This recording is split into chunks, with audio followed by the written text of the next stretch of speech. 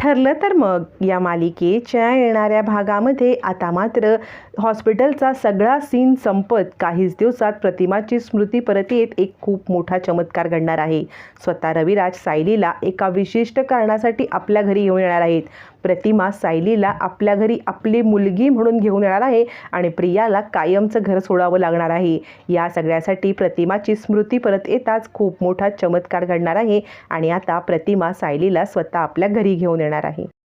इकडे आता सायली शुद्धीवरती येत असते. सायली शुद्धीवरती आल्यावरती तिला भेटायला अर्जुन येतो. अर्जुनची तिची हृदयस्पर्शी भेट झाल्यावरती मग मात्र सायलीला डॉक्टरांनी आराम करायला सांगितलेले असताना सायली पुन्हा एकदा आराम करण्यासाठी डोळे मिटते. पण अचानक तिच्यासमोर आता मात्र प्रतिमा येऊन उभी राहते.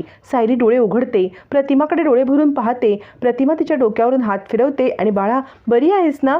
सायली विचार करते, मी अजूनही शुद्धीत आले की नाही आले? खरंच मला प्रतिमा त्या दिसतायत की नाही? काय हे गौडबंगाल आहे? प्रतिमा काहीच बोलत नसते. त्यामुळे सायलीला अधिकच संशय येतो आणि तितक्यात नर्स येते आणि म्हणते पेशंटला जरा आराम करू द्या. यावरती प्रतिमा म्हणते काही नाही, मी फक्त तिचा हाल हवाल विचारायला आले, बाकी ती बरी आहे ना?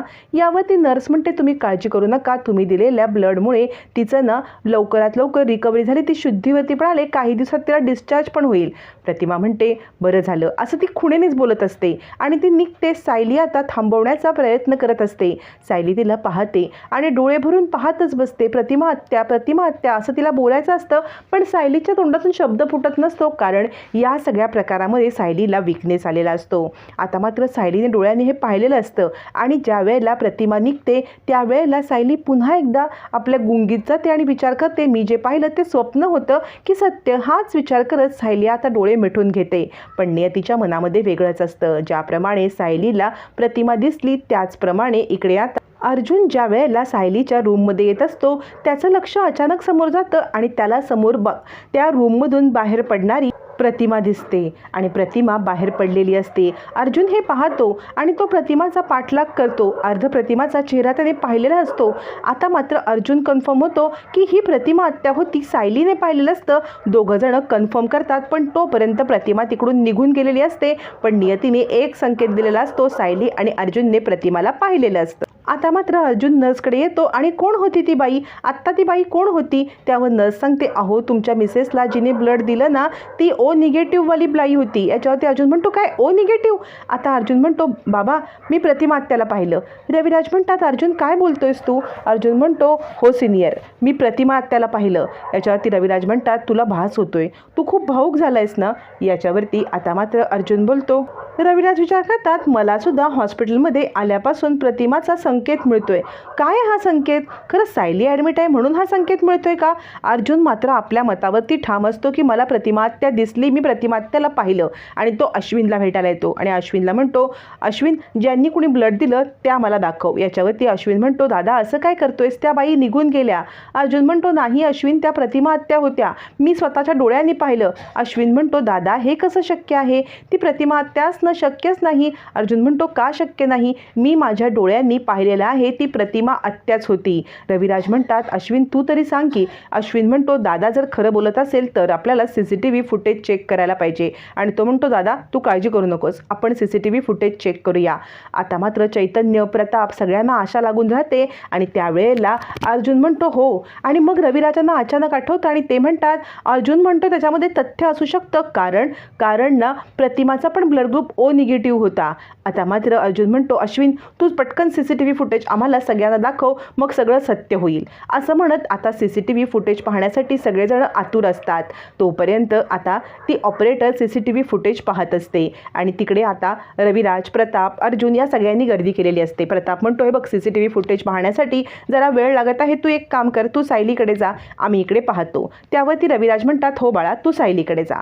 मग आता इकडे अर्जुन सायलीकडे येतो. सायली हळूहळू शुद्धीवरती येत असते. अर्जुन समोर आल्यावरती ती अर्जुनला सांगण्याचा प्रयत्न करते, प्रतिमा आत्या. अर्जुन म्हणतो, काय बोलतेस तू? त्यावरती सायली सांगते, मगाशी ज्या वेळेला मी शुद्धीवरती येत होते ना तेव्हाही ते प्रतिमा आत्यानं मी पाहिलं. त्या माझ्या समोर येऊन साक्षात उभ्या होत्या, माझ्या डोक्यावरून हात फिरवला. मग तिकडे नर्स येते आणि म्हणते, तुम्ही जास्त बोलू नका बरे. त्यावरती सायली म्हणते, तुम्ही यांना सांगा ना मगाशी इथे कोण आल्या होत्या? नर्स सांगते, ज्यांनी ओ निगेटिव्ह ब्लड ग्रुप दिला ना त्याच आल्या होत्या. असं म्हणत ती प्रतिमाचं वर्णन करते, पण जे प्रतिमाचं वर्णन केलेलं असतं ते वर्णन पूर्णपणे वेगळं असतं, कारण आधीची प्रतिमा आणि आत्ताची प्रतिमा पूर्णपणे बदललेली असते. रविराज, प्रताप हे सगळेजण CCTV फुटेज पाहत असतात. तोपर्यंत पूर्णाजी फोन करून सारखं विचारत असते, काय झालं काय झालं. त्यावरती रविराज पूर्णाजीला सांगतात, पूर्णाई, सायली तर शुद्धीवरती आलेली आहे, पण सायलीला ब्लड देणारी व्यक्ती दुसरी तिसरी कुणी नसून प्रतिमा आहे असं अर्जुनचं म्हणणं आहे. आता मात्र इकडे पूर्णाजीला आनंद होतो आणि ती म्हणते, काय, माझी प्रतिमा हॉस्पिटलमध्ये आहे, मी ताबडतोब तिकडे निघून येते. रविराज म्हणतात, पूर्णाई, तुम्ही येण्याची घाई करू नका, कारण ना सध्या प्रतिमा इथे नाही आहे, आपण ते CCTV फुटेज बघून कन्फर्म करतोय. पूर्णाजी देवासमोर दिवा लावते आणि म्हणते, ती माझी प्रतिमाच असू दे, मी तुझ्या मंदिराच्या एकूण एक पायऱ्या धुवून काढीन असा पूर्णाजी व्रत करते. आता तोपर्यंत इकडे अश्विन सगळ्यांना ओरडून सांगत असतो, CCTV फुटेजमध्ये प्रतिमा हत्या होती, CCTV फुटेजमध्ये प्रतिमा हत्या होती. आता मात्र अर्जुन आणि सायली या दोघांनी प्रतिमालाच पाहिलंय हे एकदा पुन्हा कन्फर्म होतं. रविराज म्हणतात, काय प्रतिमा? अर्जुन म्हणतो, बघितलंस ना, कारण सायली पण म्हटल्या की प्रतिमा हत्या त्यांच्या जवळ आली होती, त्यांच्या डोक्यावरून हात फिरवला होता.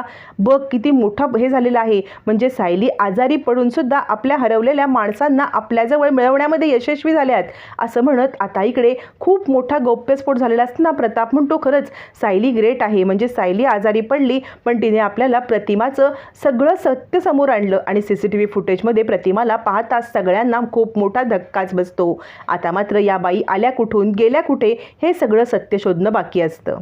मग मात्र CCTV फुटेजमध्ये कुसुम सोबत प्रतिमा असल्याचं सगळ्यांना दिसल्यामुळे अश्विन सगळ्यांना तेच सांगायला लागतो. अश्विन सांगतो, हे बघा, CCTV फुटेजमध्ये कुसुम सोबत प्रतिमा हत्या आहे, म्हणजे कुसुमने ज्या बाईला आणलं होतं ना तीच प्रतिमा हत्या. ताबडतोब आता मात्र प्रतिमाचा शोध सुरू होतो. प्रतिमा कुठून आली, काय आली. आता मात्र इकडे सायलीमुळे प्रतिमाचा शोध लागल्यामुळे रविराज सायलीचे खूप आभार मानतात. इकडे कल्पना सांगत असते, कुसुमताई, तुमच्यामुळे प्रतिमा आमच्या वंश मिळाल्या, कुठून तुम्ही त्यांना आणलं. यावरती आता मात्र जिथे प्रतिमा सापडली होती तिथे कुसुम सगळ्यांना घेऊन जाणार असते आणि आता प्रतिमाचा खरा पत्ता शोधण्यासाठी सगळे खूप उत्सुक. आता मात्र प्रतिमाचा शोध लागत प्रतिमा आणि सायली या मायलेकीचं सत्य समोर येणार असतं. पूर्णाजी, रविराज यांचे डोळे उघडत ते आता सायली आणि प्रतिमा यांचा एकाच वेळेला स्वीकार करत स्वतः रविराज सायलीला न्याय मिळवून द्यायला तयार असतात. आता त्यावेळेला जरी प्रतिमा तिकडून निघून गेली असली तरी प्रतिमाची स्मृती परत येताच प्रतिमा आता मात्र स्वतःहून सुभेदारांच्या घरी येणार आहे आणि अखेर स्वतः रविराज सायलीला घेऊन आपल्या घरी जाणार आहेत प्रतिमाच्या आग्रहाखातर, कारण प्रतिमा ही फक्त आणि फक्त सायलीसोबत राहण्याचा आग्रह करते. खूप मोठा आता देवी चमत्कार घडत सायली स्वतः प्रतिमा आणि रविराज यांच्या घरी जाणार आहे, कारण प्रतिमाची अवस्था जरी सुधारली असली तरीसुद्धा प्रतिमा अजूनही तेवढ्या कंडिशनला आली नसल्यामुळे ती सायलीलाच आपली मुलगी समजत असते आणि या सगळ्यातून सायलीला अखेर न्याय मिळालेला असतो.